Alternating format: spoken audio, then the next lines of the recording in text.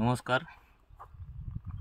आपण महिलांच्या फेवरमध्ये कशा पद्धतीने कायदे आहेत हे पहिल्या पार्टमध्ये पाहिलो. दुसऱ्या पार्टमध्ये पुरुष आयोगाची मागणी कशासाठी त्या ठिकाणी आलेली आहे आणि आता ह्या तिसऱ्या पार्टमध्ये आपण हे पाहणार आहोत की एका महिलेकडनं कायद्याचा गैरवापर करून मेंटेनन्स सारखी केस, हुंड्याबळीसारखी केस, हुंड्याच्या मागणीसारखी केस, 307 सारखी केस, जेव्हा कौटुंबिक हिंसाचारासारखी केस ज्यावेळेस एका पतीकडल्या कुटुंबावर केल्या जाते, त्या कुटुंबामधील पूर्ण महिला, ती बहीण असेल, भाऊजय असेल, सासू असेल, ह्या सगळ्यांनावर पण त्या ठिकाणी केल्या जाते.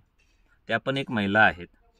म्हणजे एका महिलांच्या संरक्षणासाठी जे कायदे बनवण्यात आलेले आहेत त्याचा गैरवापर करत असताना दुसऱ्या कुटुंबातील पुरुषासह पूर्ण महिला पण त्या ठिकाणी सफर केल्या जात आहेत आणि पीडित होत आहेत, भोगल्या जात आहेत.